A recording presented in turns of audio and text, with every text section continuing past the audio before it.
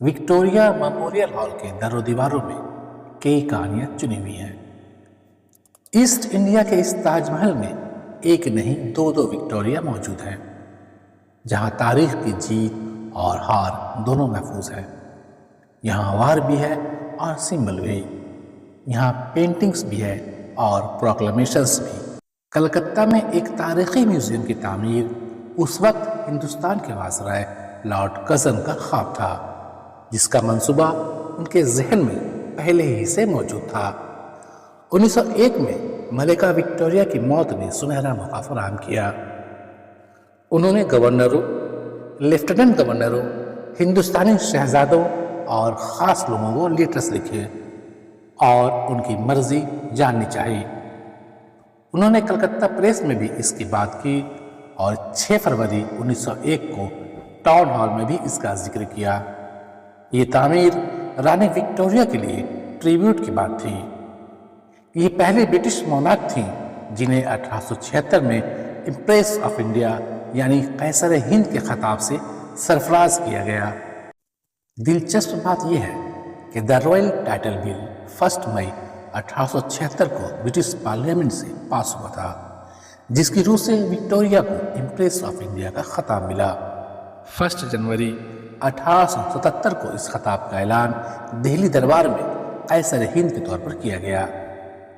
असल में कैसर अरबी लफ्ज़ है जिसके मानी बादशाह होता है, जबकि हिंद फारसी लफ्ज़ है जिसके मानी हिंदुस्तान है, यानी हिंदुस्तान का बादशाह या रानी। असल में 1858 में ही इंडिया ब्रिटिश क्राउन के मातहत आ गया था। ये खिताब शाही निज़ाम से हिंदुस्तान को जोड़ने की बस एक अलामत थी। विक्टोरिया का पूरा नाम अलेक्जेंड्रीना विक्टोरिया है। उनकी पैदाइश 24 मई 1819 और वफात 22 जनवरी 1901 को हुई। वो प्रिंस एडवर्ड और प्रिंसेस विक्टोरिया की बेटी थीं। अपने अंकल विलियम फोर्थ की मौत के बाद तख्त नशी हुई। इनकी ताजपोशी वेस्टमिनिस्टर में 28 जून 1838 को की गई थी। पहली जंग आज़ादी 1857 के बाद रानी ने हिंदुस्तानी गवर्नमेंट की डोर संभाली। रानी ने शहजादा अल्बर्ट से शादी की थी, 4 बेटे और 5 बेटियों को जन्म दिया। 1861 में शौहर की मौत के बाद उन्होंने अवामी जिंदगी तर्क कर दी थी, अलबत्ता अपनी जिम्मेदारियां निभाती रहीं। मलिका विक्टोरिया की याद में एक तामीर के लिए सर विलियम इमर्सन, जो ब्रिटिश इंस्टीट्यूट ऑफ आर्किटेक्ट के प्रेसिडेंट थे, उन्हें आर्किटेक्ट बनाया गया। उन्हें इटालियन क्लासिकल रेनेसांस में यानी इटली की नक्शशाहिया तर्ज में एक इमारत की नक्शासाजी करने को कहा गया, लेकिन विलियम इमर्सन ने प्रोपोस्ड इमारत में मुगलाई एलिमेंट्स भी शामिल कर दिया। इसमें इजिप्शियन, वेनेशियन और टक्कानी तामीरात के असरात भी देखने को मिलते हैं। मजमूई तौर पर यह इंडो सरासेनिक स्टाइल में है। विंसेंट ज़ेरम एश सुपरिंटेंडेंट आर्किटेक्ट हुए। राज बहादुर अंकुल चंद्र मित्रा ने सुपरिंटेंडेंट इंजीनियर के तौर पर काम किया। लॉर्ड रिट्सडेल और सर डेविड प्रेट ने बागीचों के डिज़ाइन तैयार किए। इस इमारत की तामीर के वक्त की जो तस्वीरें विक्टोरिया मेमोरियल हॉल में है, उनसे ये पता चलता है कि तालाब का वजूद पहले ही से है।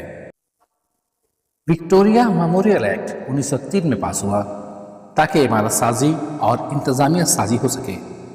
लॉर्ड कर्जन चाहते थे कि पूरी इमारत मार्बल से बनाया जाए। इसके लिए संगमरमर जोधपुर के मकराना से लाए गए थे। रियासती हुकूमत ने 75% टैक्स में रियायत बख्शी, जबकि रेलवे ने मुफ्त खिदमत पेश की। कुल संगमरमर 1,96,000 क्यूबिक फीट लगे हैं। कहा जाता है कि विक्टोरिया मेमोरियल हॉल में जितने साजो सामान लगे हैं, उन्हें बैक वक्त ढोया जाता तो 17 मील वाली मालगाड़ी की जरूरत पड़ती। पहले इसे गवर्नमेंट हाउस मौजूदा राजभवन के करीब किसी जगह पर बनाया जाना था। बाद में कलकत्ता मैदान चुना गया। 27 जनवरी 1904 से एक्सकेवेशन यानी खुदाई शुरू हुई। फाउंडेशन स्टोन यानी संग बुनियाद 4 जनवरी 1906 को प्रिंस ऑफ वेल्स ने रखा।